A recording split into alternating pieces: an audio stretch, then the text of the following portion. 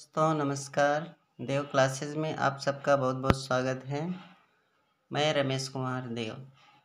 आज हम लोग एक बार फिर से कक्षा 10वीं के गणित को पढ़ेंगे और त्रिकोणमिति आज मैं आपको पढ़ाऊंगा। इसका मैं आपको 4 से 5 वीडियो दूंगा और उसमें हम लोग परफेक्ट और पूरा अध्ययन करेंगे। ठीक है, तो आइए देखते हैं त्रिकोणमिति क्या है और मैं इसे बहुत ही अच्छी तरीके से आपको समझाऊंगा।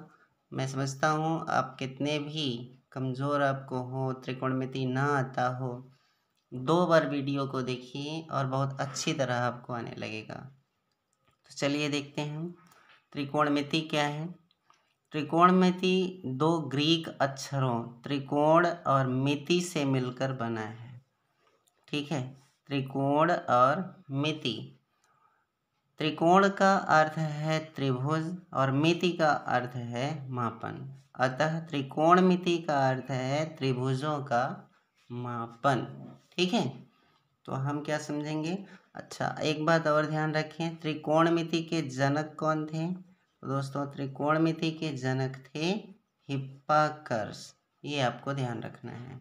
ठीक है, आइए अब देखते हैं कि त्रिकोणमिति को व्यक्त कैसे किया जाए या त्रिकोणमिति अनुपात क्या है। ठीक,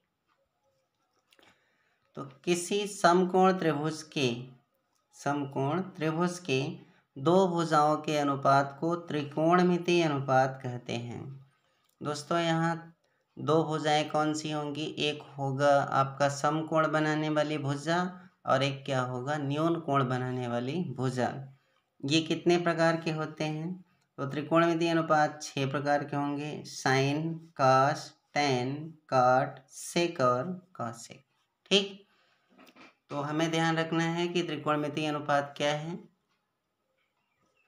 तो किसी समकोण त्रिभुज की 2 भुजाओं के अनुपात को त्रिकोणमिति अनुपात कहते हैं।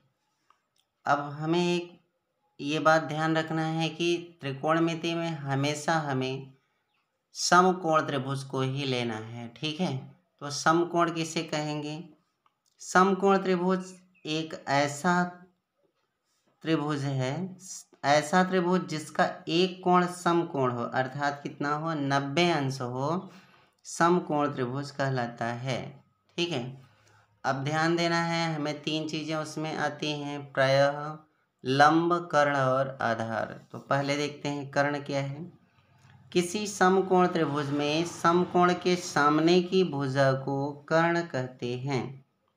ठीक है, और लंब किसे कहेंगे, किसी समकोण त्रिभुज में किसी कोण के सामने की भुजा को लंब कहते हैं। दोस्तों एक बात ध्यान रखेंगे कि जो लंब और आधार होंगे ये बदलते रहेंगे, लेकिन आपका कर्ण एक ही होगा और वह क्या होता है, समकोण त्रिभुज के सामने की भुजा। अब हम लोग देखें आधार किसे कहेंगे, तो किसी समकोण त्रिभुज में लंब व कर्ण को छोड़कर तीसरी भुजा आधार कहलाती है। अब जैसे यहाँ देखिए हमने त्रिभुज बनाया है ABC, इसमें कोण B क्या कर रहा है, 90 अंश का कोण बना रहा है। इसका मतलब ये क्या है, समकोण त्रिभुज। अब देखिए समकोण के सामने कौन सी भुजा है, कर्ण है, ये वाली भुजा AC। तो AC क्या है, कर्ण। और उसके बाद हमारा अगर कोण A लेते हैं तो कोण A के सामने की भुजा क्या है, BC। तो BC क्या हो जाएगा, लंब। अगर कोण C लेते हैं तो इसके सामने कौन सी भुजा है, AB। तो AB हो जाएगा लंब। अगर ये लंब है तो AB आधार, और अगर AB लंब है तो BC आधार। इसका मतलब क्या होगा कि आधार और लंब बदलते रहेंगे, लेकिन हमारा कर्ण एक ही रहेगा और वह क्या होता है, समकोण त्रिभुज के सामने की भुजा। ठीक, अब देखिए एक होता है पाइथागोरस प्रमेय। पाइथागोरस प्रमेय क्या कहता है, किसी समकोण त्रिभुज में समकोण त्रिभुज में कर्ण का वर्ग शेष 2 भुजाओं पर बने वर्गों के योग के बराबर होता है। तो इसी से हमें 3 सूत्र मिलेंगे।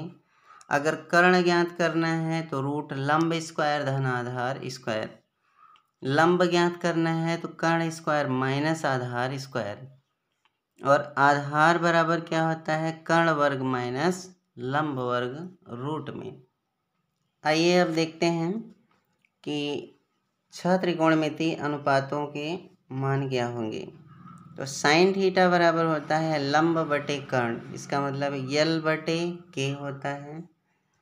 काश थीटा बराबर आधार बटे कर्ण, ए बटे के। टैन थीटा बराबर लंब बटे आधार, ठीक है। कॉसेक थीटा बराबर कर्ण बटे लंब, सेक थीटा बराबर कर्ण बटे आधार, काट थीटा बराबर आधार बटे लंब। दोस्तों अगर ध्यान दें तो ये सभी एक दूसरे के क्या होते हैं, विपरीत। इसीलिए हमारा ट्रिक क्या बन जाता है, लाल बटे कक्का, मतलब साइन थीटा में क्या है यल और के, और कॉसेक में क्या है के बटे यल, मतलब साइन का उल्टा कॉसेक होगा, कॉस का उल्टा सेक होगा, और टैन का उल्टा क्या होगा, काट।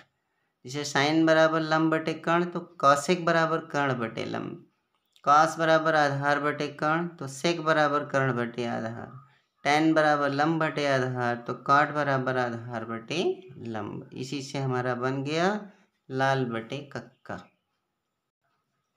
अब आइए देखते हैं त्रिकोणमितीय अनुपातों में संबंध। तो हम लोगों ने अभी बताया भी था, मैंने कहा कि साइन और कॉसेक एक दूसरे के विपरीत होते हैं, इसीलिए हमारा क्या है, साइन थीटा बराबर 1/कॉसेक, तो कॉसेक बराबर क्या हो जाएगा 1/साइन, कॉस बराबर 1/सेक तो सेक बराबर 1/कॉस, टैन बराबर 1/कॉट तो कॉट बराबर 1/टैन, ठीक।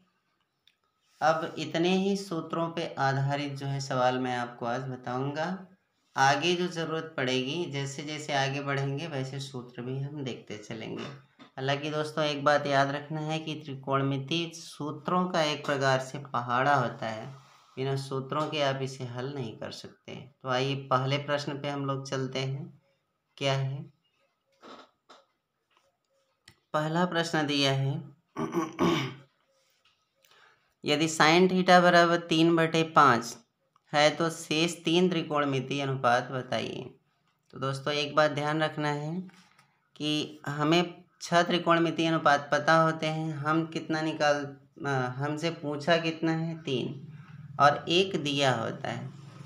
तो हम सबसे पहले ये देखें, त्रिभुज विधि से इसको हल करेंगे। हम लिखते हैं साइन थीटा बराबर क्या होता है, लंब बटे कर्ण। अच्छा आप बताइए, इसमें दिया कितना है, साइन थीटा बराबर 3/5, इसका मतलब लंब क्या हुआ 3, कर्ण क्या हुआ 5। अब हम लोग बना देते हैं त्रिभुज, समकोण त्रिभुज ही बनाना है। ये ए हो गया, बी हो गया और सी, ये लंब हो गया 3, कर्ण हो गया 5। अब आप बताइए हमें कौन सी भुजा ज्ञात करना है, ए बी, ठीक है। ए बी हमारा क्या है, आधार। तो आप जानते हैं ए बी बराबर क्या होगा, ए सी का वर्ग माइनस बी सी का वर्ग, मतलब कर्ण वर्ग माइनस लंब का वर्ग, 5 का वर्ग माइनस 3 का वर्ग, 5 × 25, 3 × 9, रूट कितना हुआ 16। तो ए बी बराबर हमारा कितना हो गया 4, ठीक है। अब हम लोगों को पता है ए बी की वैल्यू आ गई, साइन तो हमें पता ही था, कोई भी 3 त्रिकोणमितीय अनुपात निकालते हैं। कॉस थीटा बराबर क्या होता है, आधार बटे कर्ण। अब आप बताइए आधार कितना है 4, कर्ण कितना है 5। टैन थीटा बराबर क्या होता है, लंब बटा आधार, तो लंब की वैल्यू कितना है, लंब है 3, आधार कितना है 4, 3/4। कॉसेक थीटा बराबर क्या होता है, कर्ण बटे लंब। तो आप जानते हैं कर्ण की वैल्यू है 5, लंब की वैल्यू है 3। तो ये हो गए हमारे 3 त्रिकोणमितीय अनुपात, ठीक। कॉस थीटा, टैन थीटा और कॉसेक थीटा। आइए अगले क्वेश्चन पे आते हैं। यदि साइन थीटा बराबर 5/13 है तो शेष 3 त्रिकोणमितीय अनुपात बताइए। हम जानते हैं कि सबसे पहले हमें क्या करना है, लिखेंगे साइन थीटा बराबर क्या होता है, लंब बटे कर्ण, 5/13। अब आपको पता है कि इसमें आपका लंब क्या है 5, कर्ण क्या है 13, ये क्या हुआ PQR, आपका हो गया 5/13। हमें क्या निकालना है, PQ मतलब आधार, आधार बराबर कर्ण वर्ग मतलब PR का वर्ग माइनस QR का वर्ग, 13 का वर्ग माइनस 5 का वर्ग, 169 माइनस 25 बराबर √144 बराबर 12। यहाँ कितना हो गया 12। अब हम लोगों को क्या निकालना है, 3 त्रिकोणमितीय अनुपात। साइन पता था, कॉस थीटा बराबर आधार बटे क्या हो जाएगा हम लोगों का कर्ण। ठीक, आधार की वैल्यू कितना है 12 बटे कर्ण बराबर 13। कॉस थीटा बराबर क्या होगा,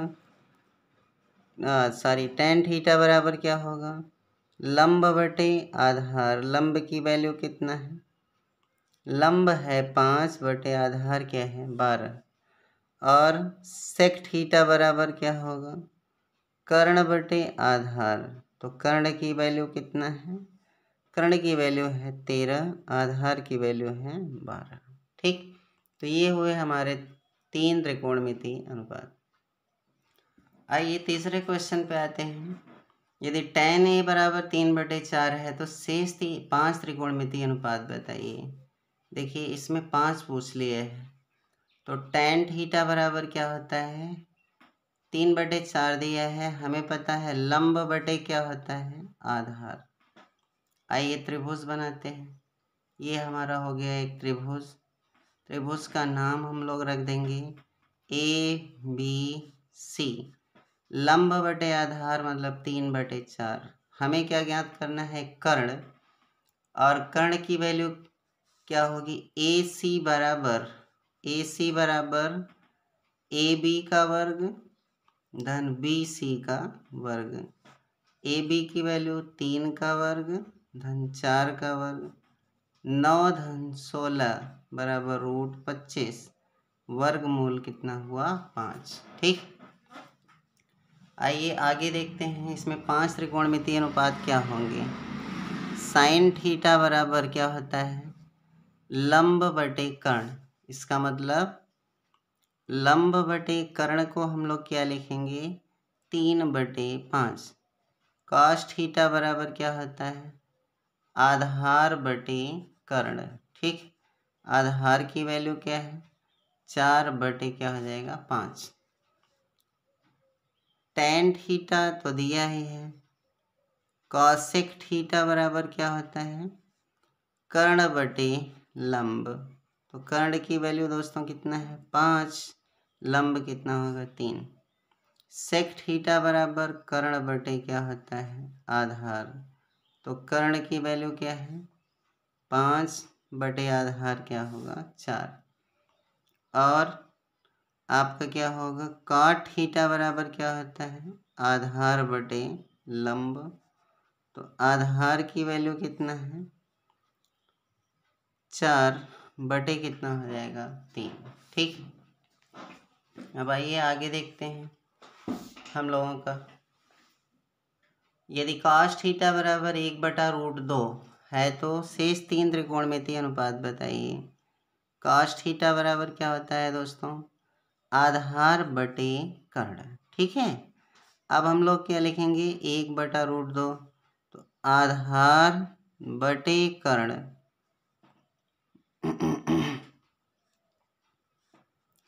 आधार की वैल्यू है 1, कर्ण की वैल्यू है √2, तो हम लोग क्या निकालेंगे लंब, इसमें निकालना है लंब क्या है QR बराबर हम जानते हैं PR का वर्ग माइनस PQ का वर्ग।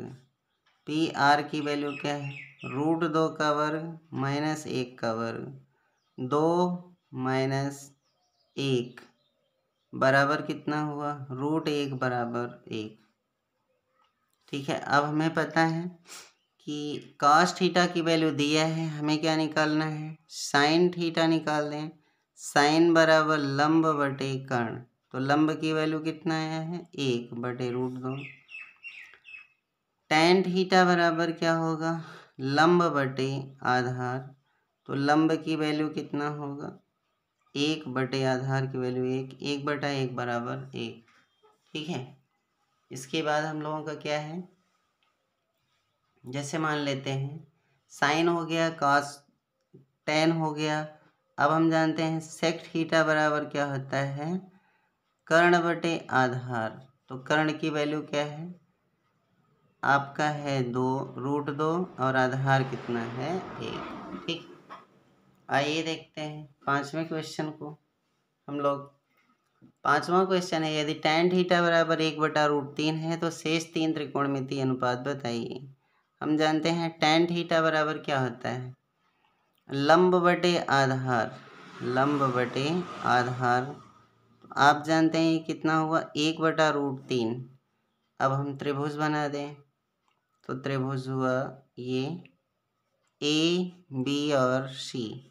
लंब 1 हो गया, आधार कितना हुआ √3। क्या निकालना है, AC कर्ण, AC बराबर क्या होगा, √AB का वर्ग धन BC का वर्ग, तो 1 का वर्ग धन √3 का वर्ग, 1 एकम कितना हुआ 1 धन 3 बराबर √4, वर्गमूल कितना हुआ 2।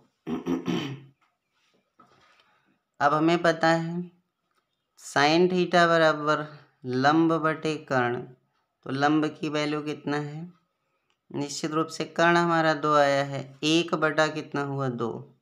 काश थीटा बराबर आधार बटा कर्ण, आधार की वैल्यू कितना है, √3 बटे कर्ण की वैल्यू है 2।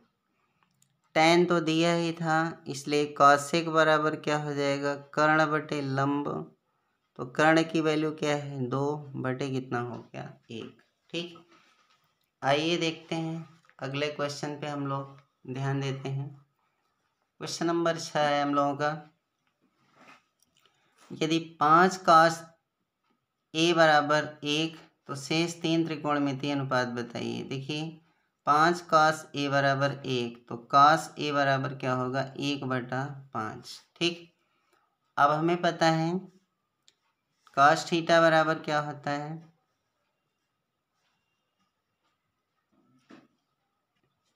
cos थीटा बराबर होता है आधार बटे कर्ण, 1 बटा कितना हो गया 5, 1 ABC।